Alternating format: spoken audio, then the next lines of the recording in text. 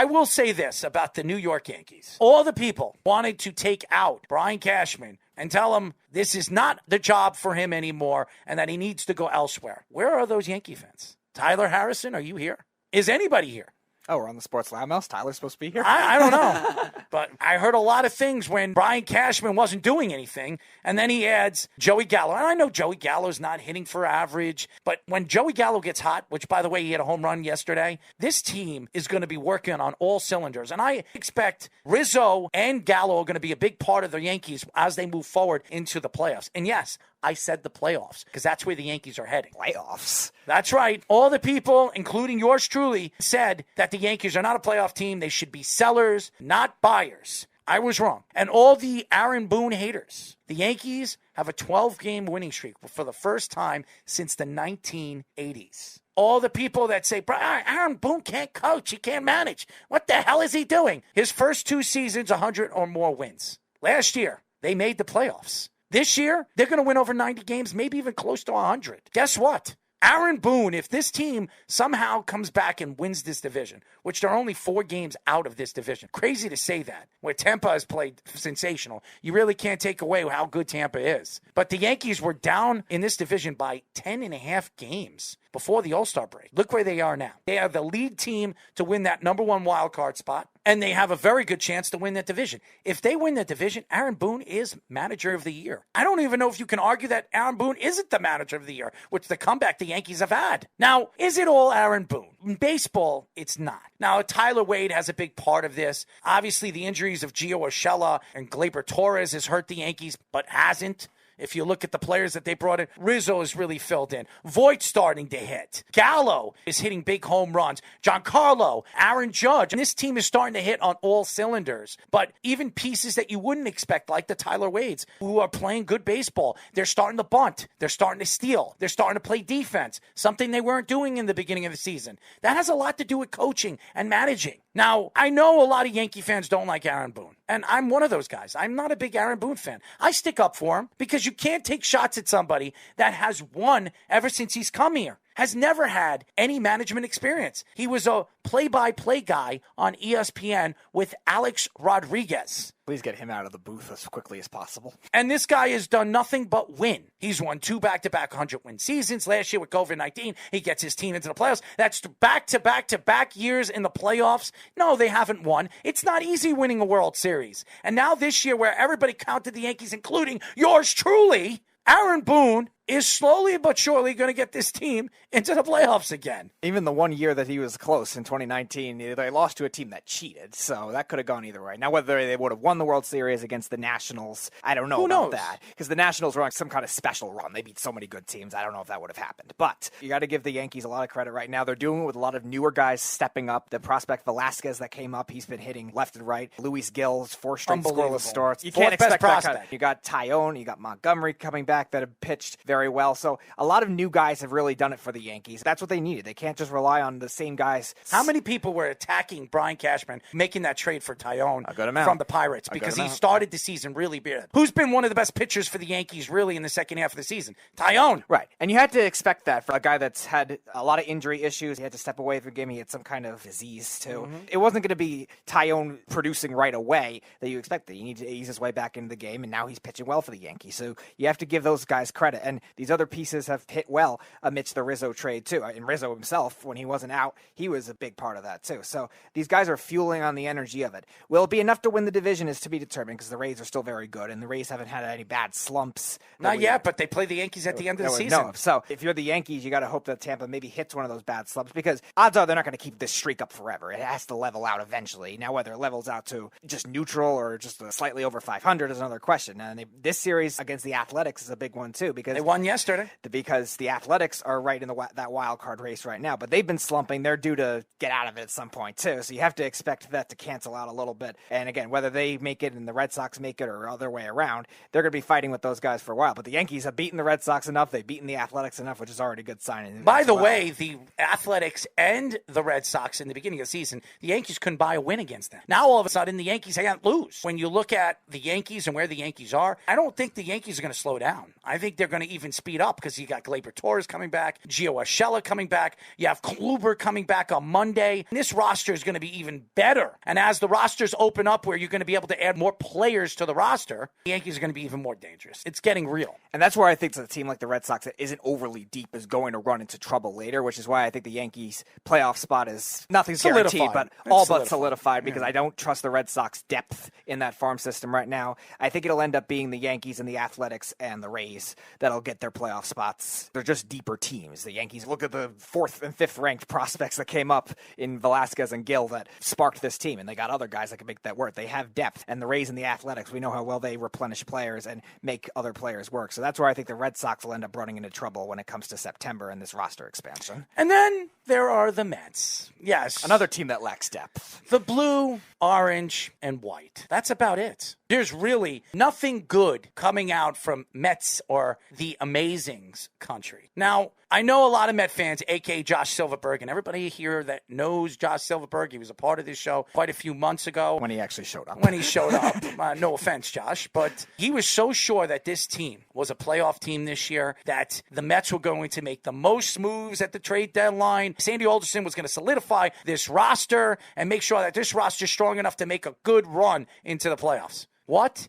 happened to the Mets? Offense is what happened. Jacob deGrom and his injuries is what happened. Noah Syndergaard not coming back is what happened. Carrasco coming back has done nothing for the New York Mets. Depending on Walker and Stroman and pitchers that you weren't expecting to be the guys. Right now, the Mets are driving on 3 cylinders to a 6-cylinder car. I don't know what is going on with the New York Mets. Is it the coaching? Is it the management? Is it really ownership? Steve Cohen, who's opened up his pockets and said that he will spend whatever it takes to win a championship for the Mets fans. We've heard this before. And it wasn't from the Mets organization. It's not from the Wellpond, so that's for sure. We've heard this from the Steinbrenners. It's not Hank Steinbrenner. It's not Hal Steinbrenner. It's the boss, George Steinbrenner. And when George opened up his pockets, the Yankees never won. He built a core. That's how they won in the 90s. That's how they became dominant. They brought veteran players around young players, the Bernie Williams, the Derek Jeters, to the Jorge Posadas, to the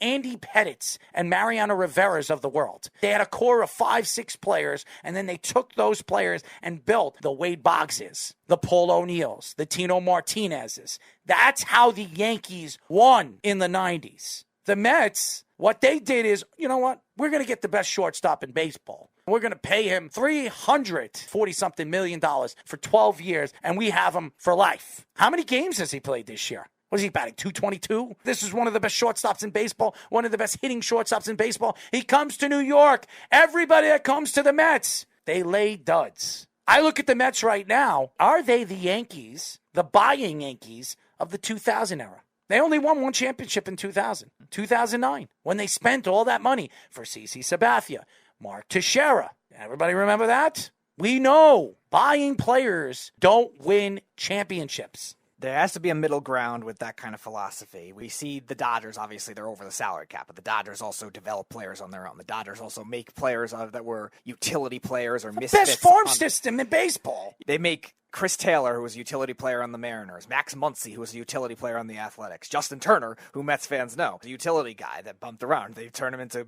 much better players than they are. They have great farm system. The Dodgers traded away the best, the number one prospect in baseball to the Boston Red Sox for one of the best players in baseball. They still, in the last 2 years, since that trade, they won a championship because of that trade, and they still have the number one farm system, baseball. What does that tell you about that organization?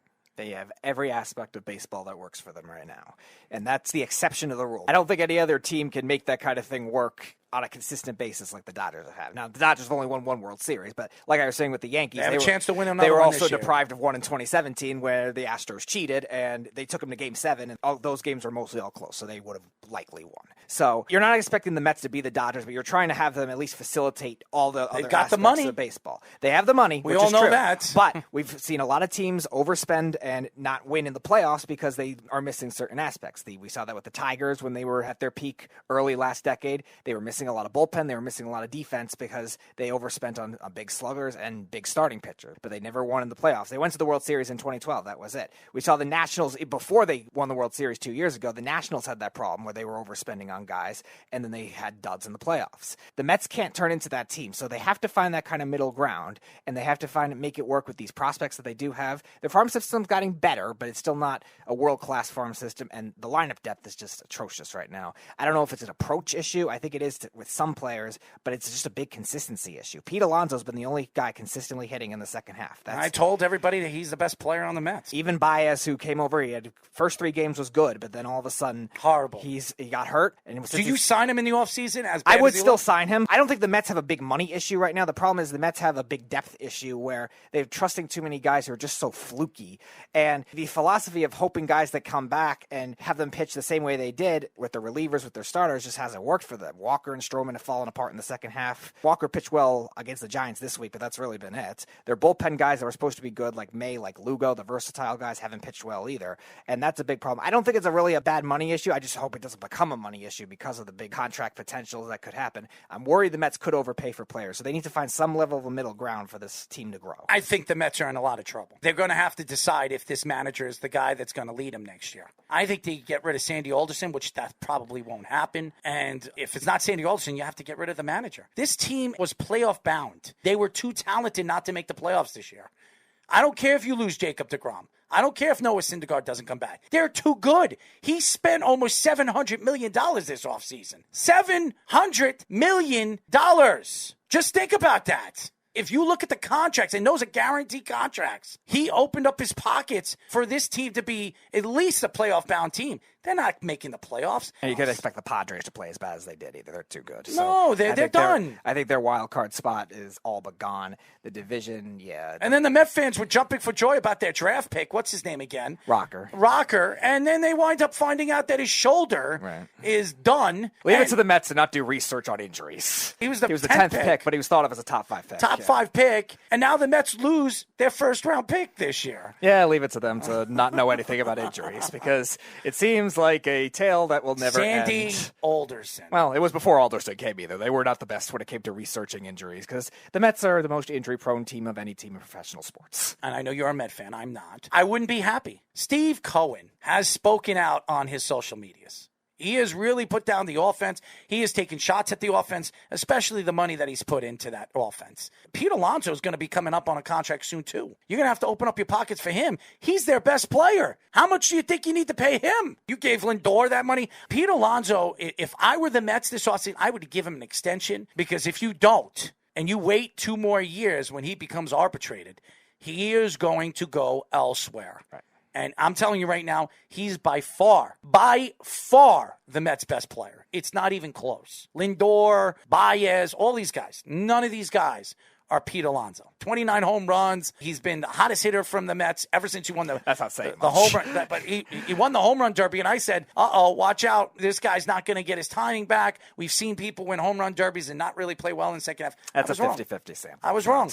Pete Alonso's been the best hitter for the New York Mets. I know it's not saying much. He's going to have 35 home runs, maybe 40 home runs by the end of this season. That's a great season for Pete Alonso, who had a bad season last year. So he's put the Mets on his shoulder. It's a shame. This Met team, which I think the Mets have like 35 games left. That's a lot of games left. They're not even close. The Mets are 5-6 players away from being a contender. Yeah. Who would have thought that when going into the season? You look at this roster, they were killing teams in the beginning of the season. But we've seen this over and over and over again. The Mets start off strong and get weak as the season progresses. And Jake, I don't know what's going on with him. The Mets need to figure that out because he is by far the best pitcher in baseball. But nevertheless, even as good as he is, the guy hasn't stayed on the field this year. And I know you're going to say, well, he's been healthy practically his whole career. That's great. But this is where Jake needs to produce. At the end of the season, when the time and the lights are on you, as the best pitcher in baseball, you need to show why you're the best pitcher in baseball. Get your team in the playoffs. He's going to have to carry a lot. He's used to the offense not producing for him anyway, but that'll take a lot to even get to that point the way they're playing.